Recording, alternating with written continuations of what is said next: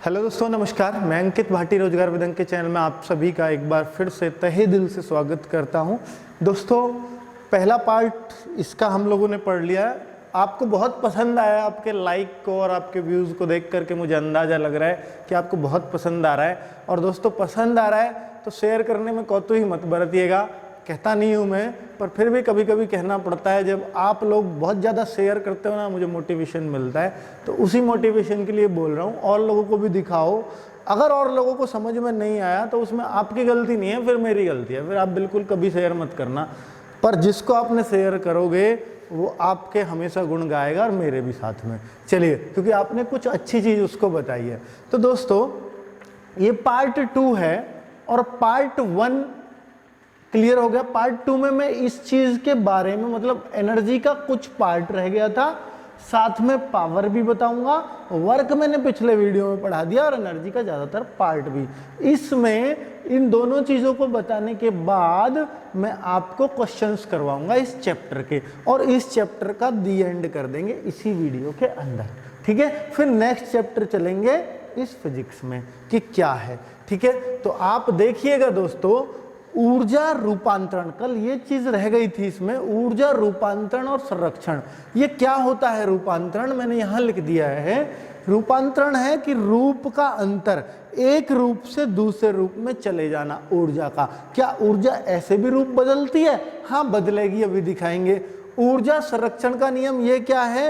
ये कहता है कि ऊर्जा को आप कितनी भी खर्च कर लो, वो कभी खत्म ही नहीं होती, वो तब भी उतनी ही बनी रहती है। मतलब ये क्या है यार, हम तो थोड़े से में थक जाते हैं, ऊर्जा तो खत्म हो गई। ये कैसे बात कर दी इसने? तो मैं आपको इसके भी एग्जाम्पल दूंगा। ठीक है, तो पहले मैं आपको बता दूं कि कोई भी ऊर्जा, ये दोनों एक दूसरे पर डिपेंड है चीजें। आपको एक चीज समझ में आ गई, दूसरी अपने आप समझ में आ जाएगी। देखिए, अगर मैं बोलूं कि मैंने कोई झूले पे आदमी बैठा है, उसी का एग्जाम्पल दे रहा था, या कोई रस्से से कोई कट्टा लटक रहा 50 किलो का, और आपने उसको बहुत जोर लगाकर उधर को ले जा रहे हो, और जोर लगाओगे तो और ऊपर पहुंच जाएगा, और जोर लगाओगे तो बहुत ऊंचा लेके चले जाओगे, और जितना ज्यादा जोर लगाओगे उतनी ज्यादा उसकी शक्ति बढ़ती जा रही है, अर्थात उसमें एनर्जी फिल होती जा रही है, और वो उतनी तेजी से नीचे आएगा। मतलब जितना ज्यादा दम आपने लगाया उतना ही दम उसमें संरक्षित हो रहा है, अंदर ही अंदर सुरक्षित हो रहा है। वो ये नहीं है कि ऊर्जा आपने की जो लगाई थी वो खत्म हो गई उसमें, अब वो दूसरे रूप में आएगी बनके। आप उसको दे रहे हो, उसके आकार, उसकी स्थिति को कल बताई थी ना, अगर आपने बदल दिया तो उसकी ऊर्जा मतलब उसमें संरक्षित हो जाएगी। आज यही बता रहा हूं कि आपकी तो खर्च हो गई, लेकिन आपने अपनी सारी ऊर्जा उस कट्टे में डाल दी, जो बहुत तेजी से आएगा, कोई भी उसके सामने आएगा उड़ा के फेंक देगा। बात समझ में आई? ये होता है ऊर्जा संरक्षण का नियम, कि मतलब आप किसी चीज में ऊर्जा लगाओ तो वो ऊर्जा संरक्षित हो जाती है उसमें, मतलब वो कभी नष्ट नहीं होती, वो क्षय नहीं होती, वो कभी खत्म नहीं होती, उसका कभी नुकसान नहीं होता, वो बस दूसरा रूप ले लेती है उसमें। ठीक है, ये ऊर्जा संरक्षण का नियम होता है। और रूपांतरण, एक रूप से दूसरे रूप में ऊर्जा बदलती रहती है। मतलब ऊर्जा को ना तो पैदा किया जाता है और ना कभी खत्म किया जा सकता है, उसका क्षय किया जा सकता है। यही तो बात हो गई। पैदा नहीं की, एक रूप था हमने ऊर्जा का, उसको बस दूसरे रूप में, कट्टे के रूप में, अब गतिज ऊर्जा मारेगा अपने आप फेंक के उसको, ठीक है, उस रूप में दे दिया है। बस बात समझ में आ रही होगी। चलो आगे बढ़ते हैं। देसी एग्जाम्पल चाहिए आपको, देसी, तभी तो समझ में आएगा। चलो आगे बात कर दूं दोस्तों कि ऊर्जा का जो रूपांतरण है उसका पार्ट अब मैं यहाँ आपको सिखाने वाला हूं, जिससे बहुत ज्यादा क्वेश्चंस आते हैं। ठीक है, क्वेश्चंस कैसे बनेंगे अभी कराऊंगा। 25 क्वेश्चन, 20-25 क्वेश्चन कराऊंगा अभी इसी वीडियो के अंदर। आपको आइडिया हो जाएगा कि बिल्कुल सही कह रहे हो। अब तो हम सारे क्वेश्चनों को उधेड़ के फेंक देंगे, और सारे क्वेश्चन की खास बात है कि वो किसी न किसी एग्जाम में आए हुए हैं। चलिए, विद्युत बल्ब जो है वो क्या काम करता है? विद्युत बल्ब कोई ऊर्जा लेता है और उसको दूसरे रूप में बदल देता है। ये सारी चीजें यही करती हैं। तो किस रूप से किस रूप में बदलता है, ऐसे ही क्वेश्चन आता है, विद्युत बल्ब किस ऊर्जा को किस ऊर्जा में बदलता है। अब देखिए नाम में ही लग रहा है विद्युत बल्ब, विद्युत से जलेगा बल्ब, तो कौन सी ऊर्जा लेगा, विद्युत ऊर्जा। और विद्युत ऊर्जा को किस में बदल देगा, विद्युत ऊर्जा को, विद्युत ऊर्जा को किस में बदल देगा, आप बताओ। या तो प्रकाश देता है, भाई विद्युत बल्ब क्या करेगा, उजाला देगा, तो उसको हम प्रकाश ऊर्जा बोल देंगे, ठीक है। या आप बल्ब के पास कभी खड़े हुए हो, बहुत गर्मी सी लगने लगती है, तो आप या तो प्रकाश ऊर्जा बोलिए या ऊष्मा ऊर्जा बोलिए, ऊष्मीय ऊर्जा, जो भी आप कहो, दोनों ही इस केस में सही है। तो ऐसे बनते हैं। अब आप खुद बता दो कि सारी चीजों को, मुझे बताने की जरूरत नहीं, नई भी चीज आ गई ना, उसे भी खुद बता दोगे आप, कोई दिक्कत नहीं है। जैसे विद्युत सेल, ये क्या काम करेगा भाई, विद्युत सेल, विद्युत सेल। अब मैं आपको बताऊं, जब नाम में विद्युत लग रहा है तो अब या तो ये विद्युत लेता होगा या विद्युत देता होगा। अब आप देखिए विद्युत सेल, सेल क्या होता है, बैटरी में डाल दिया आपने, टॉर्च में डाल दिया, रेडियो आती थी उसमें डाल दिया, घड़ी आती उसमें डाल दिया, तो वो कहीं ना कहीं 6 वोल्ट का या 12 वोल्ट का कहीं ना कहीं करंट बना रहे हैं। हर सेल को विद्युत बनाने के लिए यूज करना होता है, विद्युत ऊर्जा चाहिए होती है, तो फिर उसमें अंदर से कहाँ से आती है वो विद्युत ऊर्जा, वो विद्युत ऊर्जा उसमें जो अंदर भरा हुआ है ना H2SO4 रसायन पदार्थ, काला काला सा, कभी सेल को तोड़ कर देखा हो तो उसको बोलते हैं कि वो उस रसायन से उसमें ऊर्जा बनती है। कौन सी ऊर्जा बनती है, विद्युत ऊर्जा। तो रासायनिक ऊर्जा को विद्युत ऊर्जा में बदलता है। तो मतलब कहने की बात यह है कि आपको सारी बात समझ में आ रही है। सोलर सेल जल्दी से बता दो। अब सोलर है तो सूर्य से लेगा, सूर्य से ऊर्जा लेगा, और हमें तो जब सेल है तो सेल का मतलब तो वो विद्युत ही देगा, कहीं भी सेल डाल दो। तो ठीक है, बैटरी भी आजकल बनती हैं इसकी, जो घरों में इन्वर्टर वगैरह में यूज होती हैं, ठीक है। मतलब वो जो प्लेट व्लेट सिस्टम है वो यही है। तो इसको हम बोलेंगे सूर्य, सौर ऊर्जा को सौर ऊर्जा कह दो। सौर ऊर्जा को किस ऊर्जा में बदलता है, विद्युत ऊर्जा में, ठीक है। तो बात खत्म हो गई। मोमबत्ती बताओ, मोमबत्ती, मोमबत्ती बताओ। मोमबत्ती ऐसी चीज है कि भाई जो मोम है ना, वो कैसा पदार्थ है, रासायनिक पदार्थ है। उसको कोई हमने देखी रसायन से, मतलब रसायन चीजें ऐसे ऐसे बना के मिला के लैब में तैयार की गई है, वो सब रसायन ही तो हैं। तो वो रासायनिक चीज है, और उसको किस में बदलती है, वो प्रकाश ऊर्जा में। रासायनिक ऊर्जा को प्रकाश ऊर्जा में, प्रकाश से ज्यादा वो हीट देती है, गर्माहट, आग, ताप लो, ठीक है, तो वो हीट देती है। तो आप रासायनिक ऊर्जा को ऊष्मीय ऊर्जा में भी कह सको, जो, ठीक है। तो बात क्लियर है, आगे बढ़ूं। फोटो इलेक्ट्रिक सेल, ये फोटो क्या चीज है, कैमरा आ गया नहीं। फोटो देखिए, प्रकाश जो होता है वो हमेशा फोटोन के रूप में चलता है।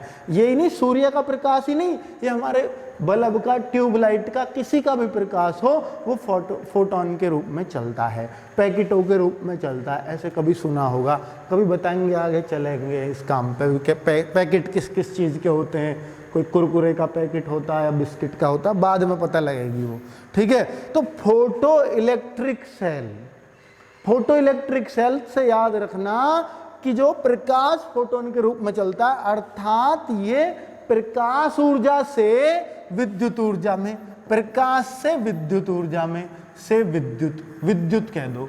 अब आप कहो ये तो ऊपर सोलर सेल भी यही काम कर रहा था, क्या दोनों का काम एक ही है? नहीं, ये किसी भी तरह का प्रकाश ऊर्जा से और विद्युत ऊर्जा में, ये सिर्फ और सिर्फ सूर्य वाली ऊर्जा से। दोनों में फर्क समझ में आ गया। डायनामो, डायनामो को अंग्रेजी में बोलूं ना, जनरेटर, जनरेटर, अंग्रेजी में डायनामो भी होता है, वही चीज। जनरेटर इसका दूसरा नाम है जनित्र, विद्युत जनित, हिंदी में तो जनित्र बोलते हैं, ठीक है। तो ये क्या है, ये करता है, आप खुद बताओ कि जनरेटर क्या काम करता है। आप घर में लाते हो, शादियों में लाते हो, जनरेटर क्या करता है, हमारी लाइटों को जलाता है। अगर बिजली आती है विद्युत ऊर्जा में बदलता है। कौन सी ऊर्जा को बदलेगा विद्युत में? क्योंकि उसमें मैकेनिकल पार्ट डले हुए हैं, मैकेनिक का काम ही तो करता है, उसमें औजार डले हुए हैं, तरह तरह के यंत्र लगे हुए हैं अंदर, तो इसलिए उसको हम बोलते हैं यांत्रिक ऊर्जा। यंत्रों से जो बनाई गई है उसको यांत्रिक ऊर्जा। तो यांत्रिक ऊर्जा को विद्युत ऊर्जा में बदलता है जनरेटर। और जबकि मैं विद्युत मोटर बोलूं तो विद्युत मोटर क्या करती है, बिजली से चलती है कि नहीं, तो वो विद्युत ऊर्जा को किस ऊर्जा में बदलती है, भाई बिजली तो लेगी वो। और अब कुछ भी, या तो न्यार काट लो उससे, न्यार काटने वाली मशीन, या पानी निकाल लो नीचे पंखा पे चढ़ा के पटाको, या और चक्की पीस लो उससे, तो मतलब वो तरह तरह के यंत्रों को चलाती है विद्युत लेके। तो विद्युत ऊर्जा को यांत्रिक ऊर्जा में, उम्मीद करता हूं कभी नहीं भूलोगे अगर ऐसे याद करोगे तो। और आगे बात करता हूं, देखना जरा लाउड स्पीकर क्या काम करता है। लाउड स्पीकर मोबाइल में ऑन कर दिया, बहुत तेज तेज आवाज आने लगी, अर्थात लाउड स्पीकर हमें ध्वनि देता आउटपुट के रूप में। लेकिन इनपुट क्या लेता है, वो मोबाइल की बैटरी को ज्यादा खर्च कर देगा। लाउड स्पीकर पे ही बात करोगे तो बैटरी घूंटों से पिएगा।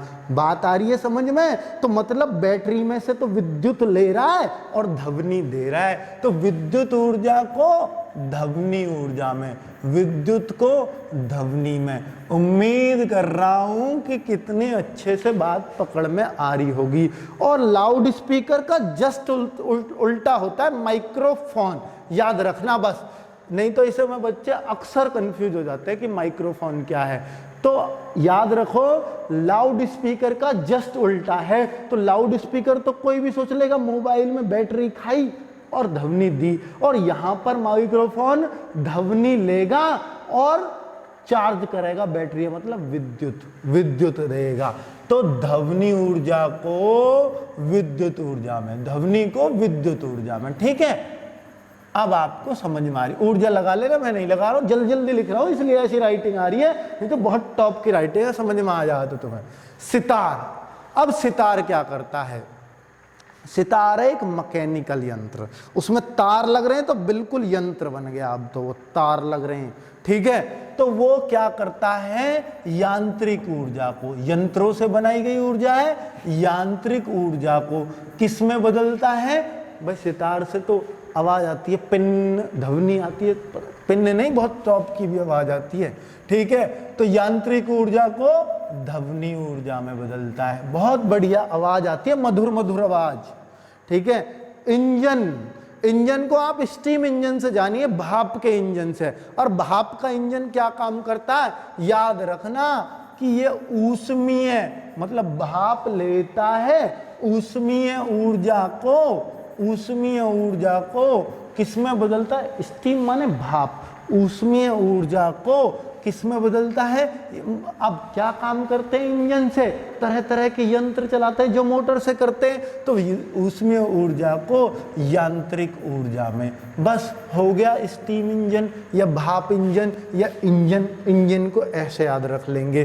कोयले का जलना, अपने पास से ही बता दो, कोयले का जलना। तो कोयले का जलना क्या है दोस्तों, कि कोयला एक रासायनिक पदार्थ है और वो अगर जलेगा तो गर्माहट पैदा कर देगा। तो बात हमारी समझ में आ गई, रासायनिक ऊर्जा को ऊष्मीय ऊर्जा में बदलेगा। चलिए, बहुत टाइम इसलिए लगाया इन पे क्योंकि ये एग्जाम में ज्यों के त्यों पूछे जाते हैं कि निम्न में से कौन सी चीज रासायनिक को ऊष्मीय में बदलेगी, ये ऑप्शन मिल जाएगा तो आप टिक कर दोगे। या यूं भी पूछ लेगा सितार किस ऊर्जा को किस ऊर्जा में बदलता है, या यूं भी पूछ लेगा कि लाउड स्पीकर विद्युत ऊर्जा को किस ऊर्जा में बदल के फेंक देता है। ठीक है, बात समझ में आ रही है। विद्युत हीटर भी बता दो, विद्युत ऊर्जा ली और हमें गर्माहट दी ऊष्मीय ऊर्जा में। अब पंखा चल रहा, बता देना जरा, पंखा चल रहा है, विद्युत ऊर्जा ले रहा है, और चूंकि पंखा तो एक यंत्र है, पंखड़ियों को घुमा रहा है, यांत्रिक ऊर्जा में बदल दिया। उम्मीद कर रहा हूं बिल्कुल एकदम क्लियर हो रही होगी। चलो, और इसको तो ये भी कह सकते हैं भाई हवा दे रहा, पवन ऊर्जा में बदल रहा है, ऐसा भी कह सको कहने को कि विद्युत ऊर्जा को पवन ऊर्जा में। चलो, क्योंकि पवन भी एक ऊर्जा है। चलिए, अब मैं अब शक्ति पे आता हूं दोस्तों। इसके बाद जो देखिए, ये मैं सब कहां से पढ़ा रहा हूं, ये हमने अपनी एक बुक लॉन्च कर रखी है विज्ञान की। लॉकडाउन में ताले में बंद हो गई है सभी दुकानों में, कोई बात नहीं, कहीं कहीं पहुंची भी नहीं, ऑनलाइन भी नहीं अवेलेबल करा पाए, तो तब तक आपके लिए एक सहूलियत कर दी है मैंने कि लॉकडाउन जब तक रहेगा आपको जो भी चैप्टर पढ़ाऊंगा जब वो ख़त्म हो जाएगा, आज जैसे ही ख़त्म हो जाएगा तो आपको मैं जो भी उसके नोट्स होंगे, पीडीएफ होगी, आपको भेज दूंगा। ठीक है, आपको भेज दी जाएगी। और किस पे भेजेगी, कहाँ भेजेंगे? रोजगार विद अंकित, चैनल का नाम तो जानो ही हो, और मेरा भी नाम है इसमें अंकित, रोजगार with Ankit. Telegram channel download कर ले, मतलब टेलीग्राम ऐप डाउनलोड कर लेना जैसे व्हाट्सअप करते हो, और रोजगार विद अंकित सर्च कर लेना। सर्च करोगे उसमें आपके जैसे भाई 19-20 हज़ार बैठे होंगे, आपका इंतजार कर रहे होंगे, आजा भाई गले लग जा। पर आजकल कोरोना का संकट है, दूर ही रहना। चलो, तो उसमें जो है आप उसको ज्वाइन कर जाओगे और सारी पीडीएफ का मजा लोगे। चलिए, तो शक्ति यानी पावर, शक्ति पावर का मतलब है इसका मात्रक। देखिए तीसरी चीज रह गई है, हमने work power energy, work energy तो पढ़ ली है, और पावर में पढ़ाने वाला हूं। पावर में ज्यादा कुछ नहीं है, समझ लीजिएगा। शक्ति यानी पावर क्या होता है? अदिश राशि है। पावर क्या है? एक अदिश राशि है। ठीक है, कार्य करने की दर, कार्य करने की दर, ये इसकी परिभाषा है। इतनी क्यों लिखी है मैंने? देखो, किसी काम के करने की दर को शक्ति कहते हैं। आप क्यों, फिर एनर्जी क्या था? किसी काम को करने की क्षमता को क्या कहते हैं? एनर्जी यानी ऊर्जा बोलते हैं। कि मुझ में क्षमता, मैं ठाके पटक दूंगा तुम्हें, यह है ऊर्जा। ठीक है, और तुम्हें ठाके पटक दिया 1 सेकंड के अंदर, यह है उसकी शक्ति। और एक आदमी ने और पटका तुम्हें, पर 1 घंटा लग गया आपको पटकने में, तो उसकी शक्ति कम है। बात समझ में आई? शक्ति में और एनर्जी में क्या फर्क है? ठाके दोनों ही पटक देंगे आपको, वो 1 घंटा में, वो 1 सेकंड में। ठीक है, तो उनमें हो सकता है ऊर्जा तो दोनों में बराबर भरी पड़ी हो, कि दोनों ही आपको ठाके पटकने वाली ऊर्जा रखते हैं, लेकिन शक्ति उसकी ज्यादा जो कम समय में पटकता है। ठीक है, तो इस तरीके से हम बोल सकते हैं कि कार्य करने की दर, दर जहां भी लग जाएगी इसका मतलब उसका अर्थ होगा समय। ठीक है, तो समय साथ चलेगा। तो वही मैं फॉर्मूला मैंने बना दिया है कि शक्ति बराबर कार्य बटे समय। मतलब कार्य जितना ये कम होगा उतना ही काम, उतनी ही शक्ति ज्यादा होगी। खुद बताओ, देखिए मान लो W का मान 10 है और इसका मान 1 है, तो अब P 10 हो जाएगा, और मैं मान लो T कर दूं 2, वो 2 सेकंड में पटक रहा आपकी 10 पावर को या 10 काम। मान लो आपके अंदर 10 किलो वजन है, आपको ठाके बहक रहा वो 2 सेकंड में, तो अब उसकी पावर 5 ही रह गई। और एक आदमी की 3 है तो उसकी 3 पॉइंट कुछ ही पावर रह जाएगी। इसका मतलब जो ज्यादा समय लेगा उसकी पावर कम होती है। तो ये उल्टा समानुपाती होता है टाइम के। तो अगर कोई कहे कि एकांक समय में, एकांक मतलब T को 1 मान लो, अगर T को 1 मान लिया तो 1 का W में भाग देंगे तो W ही आएगा, जो भी यहाँ मान रखोगे। तो ये कहते हैं कि एकांक समय में जो भी काम होता है, अर्थात जो भी W यानी काम होता है, वो शक्ति कहलाती है। ऐसे भी इसकी परिभाषा बन जाती है। तो SI मात्रक यानी इसका वाट हो जाता है। वाट क्या है इसका? SI मात्रक। इसका दूसरा नाम भी कैसे, देखिए एक अदिश राशि है, ये तो आप पढ़ ही लीजिएगा कि ये अदिश राशि है, स्केलर स्केलर क्वांटिटी है। तो अब W बटे T, मैं ये कहना चाह रहा हूँ, W मतलब जूल, और जूल बटे सेकंड, यही तो है समय का मात्रक, और इन दोनों को ही मिला के बोलते हैं वाट। तो वाट को हम जूल बटे सेकंड भी कह सकते हैं। वाट वही चीज होती है जो जूल बटे सेकंड होता है। क्लियर? अब अश्व शक्ति और जान लीजिएगा। अश्व माने घोड़ा, और शक्ति तो जानते हो, अंग्रेजी में भी ऐसे ही है। H मतलब हॉर्स और P फॉर पावर। तो हॉर्स पावर तो खूब सुना होगा आपने, और हिंदी में बोलते हैं इसको अश्व शक्ति। तो हम गांवों में ही भले ही रह रहे हैं, पर हम भी हॉर्स पावर यूज करते हैं, क्योंकि अंग्रेजी का ज्यादा फेमस कर दिया अंग्रेजों ने। हम अश्व शक्ति तो समझ ही नहीं पाते क्या है। ठीक है, तो हॉर्स पावर कि ये मोटर कितने की 7 हॉर्स पावर की है जी, ये समरसीवर की मोटर कितने की 1 हॉर्स पावर की है। तो आज उस हॉर्स पावर का मतलब आपको समझाता हूं कि 1 हॉर्स पावर, देखिए कोई भी चीज है, आप इन्वर्टर लगवाते हो सिंगल बैटरी का, डबल बैटरी का, 4 बैटरी का, तो उससे आप ये बता सकते हो ये चीज चलेगी और ये चीज नहीं चलेगी।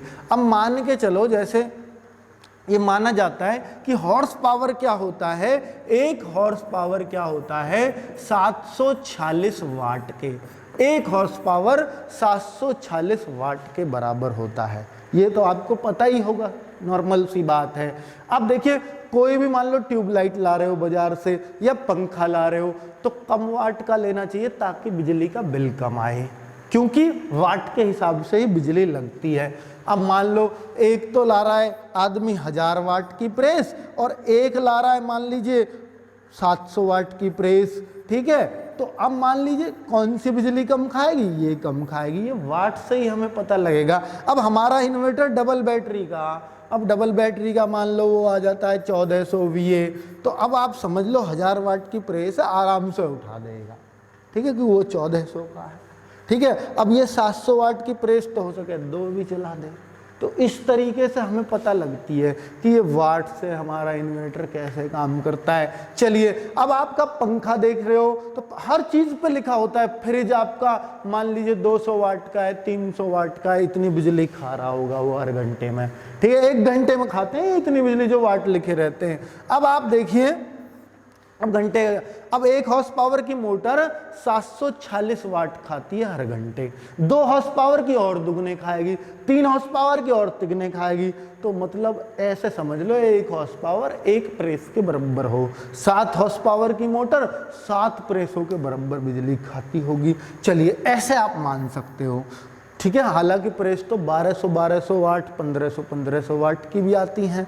अब 1 यूनिट क्या होता है, अब घरों में हम बोलते हैं कि 1 यूनिट जो है बिजली है 6 रुपया की चल रही है यूपी में, या 5 रुपए की या 5.5 रुपए का रेट चल रहा है यूपी में, तो वो 1 यूनिट का हिसाब कैसे लगाओगे। हालांकि जो बिजली का बिल आता है उसमें ये होता है कि 1 से 100 वाट तक यूज़ करोगे, मतलब 1 से 100 यूनिट यूज़ करोगे तो इतना रेट है, और 100 से 200 करोगे तो इतना रेट है। फिर वो रेट बढ़ता चला जाता है, शुरू में 4 रुपया का रहेगा, फिर 5.5 का, फिर 6 का, वहाँ तो अलग अलग रेट रहता है, तो उससे पता लग जाती है। लेकिन यूनिट कैसे पता लगेगी कि हमने 1 यूनिट बिजली हमने खर्च कर दी, तो ये ऐसे पता लगती है। बता देता हूँ आपको कि जो आपकी प्रेस है ना, मान लो 1000 वाट की है, 1000 वाट की है, तो इसको हम 1 किलोवाट बोलते हैं। 1 किलोवाट, भाई 1 किलोवाट, किलो का मतलब 1000 होता, 1 के सब्सक्राइबर हो गए 1000 सब्सक्राइबर, उससे ही अंदाजा लगा लो ना, 1 के का मतलब 1000।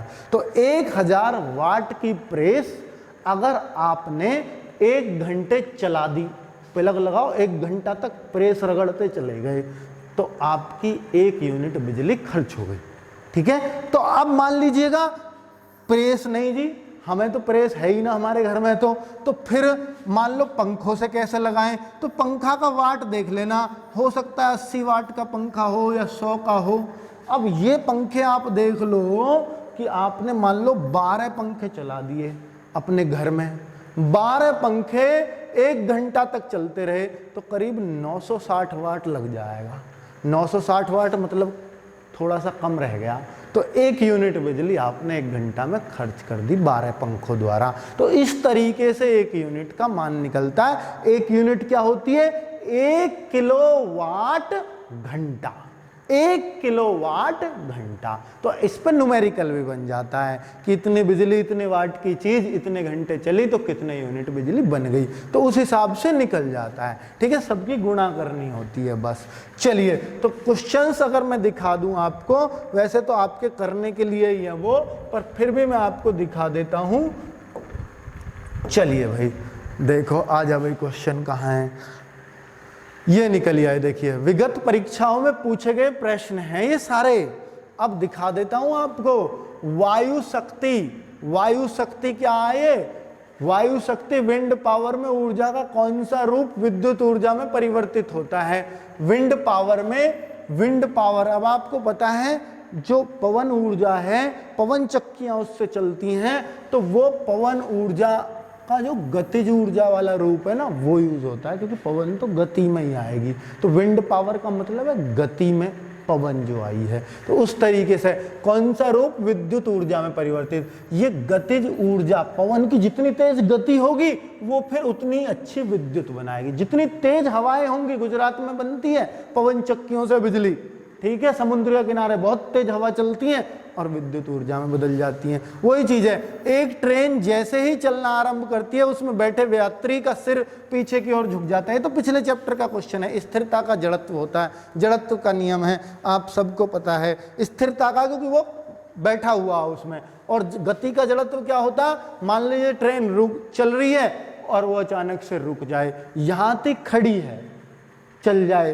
तो स्थिरता का जड़त्व। और गति का जड़त्व, चल रही है अचानक से रुक जाए तब भी तो वो आगे को एकदम झटका लगेगा उसको, मतलब पीछे को झटका लगेगा। जैसे ही ब्रेक मारेंगे, नहीं ब्रेक मारेंगे तो आगे को लगेगा, ठीक है, यहाँ पीछे को लग रहा है, तो उसमें हम कहेंगे वो गति का जड़त्व है। ठीक है, दोनों बात समझ में आ गई। आगे बढ़ते हैं, अब आगे बढ़ जाओ जी। तीसरे क्वेश्चन पे, ऊर्जा संरक्षण का क्या नियम है? तो अभी मैंने आपको बताया था, ऊर्जा का ना तो सृजन हो सकता है और ना ही विनाश। ठीक है, ये मैं पीडीएफ आपको दे दूंगा अभी, मतलब टेलीग्राम चैनल पे। एक गेंद को क्षैतिज से किस कोण पर फेंके कि वह अधिकतम क्षैतिज दूरी तय करे, ये आगे भी बताऊंगा। तो ठीक है, ये पलायन वेग वगैरह वहां बताएंगे इस चीज को, पर यहाँ भी पढ़ लो। 45 डिग्री पर, मतलब गोला होता था पहले, दिल्ली पुलिस में फेंकते थे ऐसे, 20 फुट फेंकना पड़ता था यूं करके, तो उसको ये बताए जाते थे ट्रेनर कि 45 डिग्री पर फेंकोगे सबसे ज्यादा दूर जाकर गिरेगा। ठीक है, कोई डला फेंक रहे हो यूं, तो 45 डिग्री के कोण पे, 45 का कैसा होता है, यूं मान लो इतना, ठीक है, 90 का ये हो बिल्कुल, ऐसे मान लो उसका आधा, ऐसे फेंकोगे ज्यादा दूर जाता सबसे। ठीक है, आगे बढ़ो। चौथा, पांचवा इधर आ गया, आ जा भैया। ठीक है, ये लो, आकाश में उड़ते पक्षी में होती है कौन सी? ये पता बता रहा कहाँ कहाँ आए हैं एग्जाम में। ठीक है, तो आकाश में उड़ते हुए पक्षी में क्या होता है ये भी बता दो। देखिए, कोई पक्षी आकाश में, जमीन है, जमीन पर पड़ा है पक्षी तो स्थितिज ऊर्जा हो ही नहीं सकती, ऊपर उठ गया तो स्थितिज ऊर्जा जरूर होगी। ठीक है, स्थितिज ऊर्जा, क्योंकि स्थिति के कारण जो ऊर्जा होती है, और चूंकि उड़ भी रहा है तो गतिज ऊर्जा भी है, तो गतिज और स्थितिज दोनों ही होंगी उसमें। जमीन पर पड़ा हुआ होता और चल रहा होता, कोई मान लो मैं भाग रहा हूँ, ठीक है, जमीन पे ही भाग रहा हूं, मैं उड़ तो सकता नहीं, तो मुझ में सिर्फ गतिज ऊर्जा है, स्थितिज नहीं है। स्थितिज जब होगी मैं जमीन से उठूंगा। U बराबर mgh, पता है आपको, PE पोटेंशियल एनर्जी। विद्युत मोटर में विद्युत ऊर्जा में रूपांतरित होती है। विद्युत मोटर में विद्युत ऊर्जा किस में रूपांतरित होती है? अभी बताया, यांत्रिक ऊर्जा में, बताने की जरूरत नहीं बार बार। ठीक है, आगे बढ़ो। अरे ये तो कुछ ज्यादा ही बढ़ गया। हाँ, एक चलती हुई कार और एक रेल इंजन, दोनों में समान गति और समान ऊर्जा है, तो बताइएगा उसमें संवेग किसका ज्यादा होगा? ठीक है, संवेग होता है P बराबर mv, फॉर्मूला तो ये है।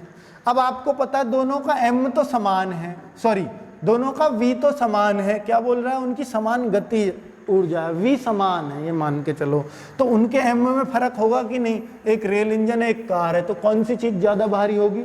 Rail engine. तो रेल इंजन का P हमेशा ज्यादा होगा, याद रख लेना। संवेग, संवेग को दूसरे शब्दों में ये समझ सकते हो, किसकी टक्कर आप में भयंकर लगेगी, रेल इंजन की या कार की, बस खत्म हो गई, उसी का संवेग ज्यादा। चलिए आगे बात करो, टक्कर से समझे करो, संवेग है ज्यादा, बढ़िया समझ में आएगा। 8वें पे आ जाओ भैया। यदि यदि एक कण का वेग अपने आरंभिक मान का 1/3 कर दिया जाए, चलो भाई कट गया 1/3, थोड़ा सा कोई नहीं, पीडीएफ में भी कटा ही मिलेगा, फोटो ही ऐसा खिंचा, 1/3 कर दिया जाता है, तो कण की गतिज ऊर्जा बता दो। देखिए कोई भी चीज है, ये गतिज ऊर्जा होती है 1/2 mv², और अगर आप इसको 1/3 कर दोगे तो इसके स्क्वायर का हो जाएगा, गतिज ऊर्जा इतनी हो जाएगी, गतिज ऊर्जा पे ये फर्क पड़ेगा, अर्थात 1/9 गुनी। ठीक है, क्योंकि v को जितना करोगे दुगना कर दो, गतिज ऊर्जा 4 गुनी, v को 3 गुना, 3 का स्क्वायर 9 गुनी गतिज ऊर्जा, ये होता है फर्क। दो समान द्रव्य वस्तुओं की गतिज ऊर्जाओं का अनुपात 4:9 है। अब गतिज ऊर्जा 4:9 है तो उनके वेगों का अनुपात √में होगा, तो 2:3, और अगर वेगों का ये है तो गतिज ऊर्जा क्या होगी, स्क्वायर, जैसे यहाँ सिखाया अभी, तो वही चीज है। तो स्क्वायर, 2 का स्क्वायर 3 का स्क्वायर। तो ध्यान रखना, अगर v ये है, गतिज ऊर्जा पूछे तो स्क्वायर, और गतिज ऊर्जा क्योंकि ज्यादा होती है और v पे आना, नीचे आना है तो अंडर रूट। ठीक है, दोनों ही बातों में बस ये फर्क है। और आगे बात करें, आगे बात करो भी करो 10वें क्वेश्चन की, किसी निकाय पर बहाबल द्वारा किया गया कार्य जिस परिवर्तन के बराबर होता है वह क्या होता है। बहाबल उतना ही काम कर सकता है जितनी उसमें कुल ऊर्जा, बस इतना ध्यान रख लेना। ठीक है, कुल ऊर्जा जो आपने लगाई है वो बहाबल के बराबर ही होती है। मान लो मैंने अभी कट्टे का एग्जाम्पल दिया, कोई रस्सी पे कट्टा लटका हुआ 50 किलो का, तो जिसका हम उस पर बल लगा रहे हैं वो उसमें ऊर्जा के बराबर ही होता है। चलिए, कार्य का एसआई मात्रक जूल। ठीक है, किसी वस्तु द्वारा किया गया कार्य हो सकता है, क्या होता है वो, धनात्मक भी हो सकता है, ऋणात्मक भी हो सकता है, शून्य भी हो सकता है, तीनों ही हो सकता है। वो किसी वस्तु पर किया गया कार्य, ये बता चुका हूं मैं। और 1 किलोवाट घंटा किस राशि का मात्रक है, जल्दी बताओ। 1 किलोवाट घंटा शक्ति का मात्रक है या ऊर्जा का मात्रक है, तो किस राशि का मात्रक है, 1 किलोवाट घंटा। तो 1 किलोवाट घंटा, वैसे तो देखिए इसने शायद ऊर्जा उत्तर दे रखा है, तो 1 किलोवाट घंटा तो आप, हाँ ये ऊर्जा ही है, मतलब आपने जो है कितनी ऊर्जा क्षरण की। जो आपकी यूनिट आती है ना, 1 यूनिट बिजली, वाट में जरूर नापते हैं, लेकिन वो 6 क्या है, विद्युत ऊर्जा। कितनी विद्युत ऊर्जा आपने 6 की है। ठीक है, 1 किलोवाट घंटा बताया ना कि ये क्या निकलता है, 1 किलोवाट की चीज को 1 घंटे तक चला दो तो 1 यूनिट है। तो 1 यूनिट आपने ऊर्जा यूज करी, किसकी, विद्युत ऊर्जा, बिजली वालों की, तभी तो वो आपसे खर्चा लेते हैं उसका। चलो 14वां जो बिल आता है आपका बन के, फिर एक अश्वशक्ति किसके बराबर है, 746 वाट के। कार्य के अधिकतम मान के लिए थीटा बल तथा विस्थापन की दिशाओं के मध्य कोण का मान क्या होगा, तो वो मैं आपको बता चुका हूं। थीटा बल तथा विस्थापन की दिशाओं के मध्य का कोण, तो मैंने आपको बताया था W बराबर FD cos थीटा होता, cos थीटा। अब cos थीटा का मान तो सबसे ज्यादा बस 1 हो सकता है, और 1 किस पे होता है, ये 0 डिग्री पर, तो इसलिए इसका उत्तर 0 डिग्री। ठीक है, FD cos थीटा, और थीटा cos थीटा का मान ज्यादा से ज्यादा 1 हो सकता है, बाकी तो सब इससे कम ही कम होएगा, इन्हें कम करेंगे तो 1 मैक्सिमम हो सकता है, इसलिए 1 होता है थीटा का मान 0 पर, cos 0 पर ही 1 हो सकता है। आगे, ऊर्जा संरक्षण का आशय क्या है, ऊर्जा का सृजन, विनाश, ऊर्जा का सृजन। तो देखिए संरक्षण में आपको पढ़ा चुका हूं, ऊर्जा का ना तो सृजन किया जा सकता है और न ही उसका जो है क्या लिख रहा है इसमें, विनाश किया जा सकता है, क्षय किया जा सकता है। ठीक है, और आगे बढ़ते हैं, बस खत्म हो लिए, 22-23 ही क्वेश्चन थे, इधर तो खत्म है। हाँ बतेरे 22-23 तो अब आपको लग रहा होगा कि हाँ हम तो अब सबन जान गए। ठीक है, जानोगे जब इसे चैप्टर पढ़ लोगे ढंग से। देखो, चाबी भरी हुई घड़ी में कौन सी ऊर्जा होती है। अब चाबी भरी हुई घड़ी है, अब वो तो यंत्रों को ही चलाएगी, तो उसमें यांत्रिक ऊर्जा होगी, बस सुई क्या है, यंत्र। ठीक है, पवन ऊर्जा में भाई विद्युत तो उसमें होगी नहीं, करंट तो वो लगाएगी नहीं, चाबी भरी है तो चाबी में करंट थोड़ी आ जाएगा। ठीक है, तो गतिज ऊर्जा, स्थितिज ऊर्जा, संचित ऊर्जा, ये गतिज और स्थितिज होती नहीं है, तो वो भाग थोड़ी रही है अपनी जगह पे से। और स्थितिज इसलिए नहीं है, जरूरी नहीं घड़ी ऊपर ही टंगी मिले, नीचे भी मिल सकती है, तो वो तो कोई बात नहीं है। संचित ऊर्जा ये है नहीं। ठीक है, यांत्रिक ऊर्जा कहिए। आगे, पवन ऊर्जा में ऊर्जा का कौन सा रूप विद्युत ऊर्जा में परिवर्तित होता है। पवन ऊर्जा में, तो ये तो मैंने अभी बताया था, गतिज ऊर्जा, पीछे जो आपने सबसे पहला क्वेश्चन था वो यही था। विद्युत ऊर्जा से ध्वनि ऊर्जा में बदलने वाला यंत्र, लाउड स्पीकर, ये तो अभी बताए थे क्वेश्चंस खूब। ठीक है, कैसे बदलते हैं, कौन सा क्या चीज बदलेगा। और अब 2-3 क्वेश्चन और बचे हैं, बस इन्हें देख लो। 20वां क्वेश्चन देखो पहले, ऊष्मीय ऊर्जा को गतिज ऊर्जा में कौन सा बदलता है। ऊष्मीय ऊर्जा को गतिज ऊर्जा में, गति जितनी ऊष्मा फूकेगा, और मैंने आपको बताया था कि यांत्रिक भी कह देते हैं यांत्रिक ऊर्जा में। और वाष्प इंजन, स्टीम इंजन यही काम करता है। या तो आपको कहता ऊष्मीय ऊर्जा को गतिज में या यांत्रिक में भी कह सकता है। चलो गतिज ज्यादा अच्छा है, क्योंकि रेल में लगते थे पहले भाप इंजन, जितना ज़्यादा धुआं फेंकेगा उतनी ज़्यादा स्पीड बढ़ती थी, वही बात है। तो स्टीम इंजन या भाप इंजन या वाष्प इंजन वो यही काम करता था, ठीक है। चलिए, तो रासायनिक ऊर्जा को प्रकाश व ऊष्मीय ऊर्जा में बदला जा सकता है, किससे? खुद बताओ कि मोम क्या है? रसायन है, ठीक है। और ऊष्मा, अब मोमबत्ती जहां जल रही है वहां मतलब गर्माहट तो पैदा करेगी, और ऊष्मा को हीट ही तो बोलते हैं, हीट पैदा करती है मोमबत्ती। चलिए, बिजली का पंखा क्या काम करता है? अभी ये तो मैंने अपने आप ही बता दिया आपको, विद्युत ऊर्जा को यांत्रिक ऊर्जा में बदल देता है, क्योंकि इसमें यंत्रों को चला रहा। पंखड़ी क्या यंत्र है, उसे घुमा के आपको हवा दे रहा है। और एक प्रकार से इसमें ये भी कह सकते थे कि भाई वो जो है पवन ऊर्जा में बदल रहा, मतलब हवा वाली ऊर्जा में। तो अगर होता तो सोच सकते थे। चलिए, तो उम्मीद करता हूं सारे क्वेश्चन हो गए हैं, कुछ बचा देख लो। उम्मीद तो खैर ये कर रहा हूं कि सब समझ में आपको एक बच रहा बस। ऐसा ही पद्धति में द्रव्यमान का मात्रक क्या होता है, तो शुरू में ही पढ़ लिया, किलोग्राम होता है। चलिए दोस्तों, कैसी लगी वीडियो? और ये पीडीएफ के लिए तैयार है, रोजगार विद अंकित टेलीग्राम चैनल पे ये पीडीएफ बिल्कुल आपको ऐसी की ऐसी मिल जाएगी, वहां से और प्रैक्टिस कर सकते हैं इन क्वेश्चनों की एक बार और, ठीक है। ओके, बाय बाय, मिलते हैं नेक्स्ट वीडियो में।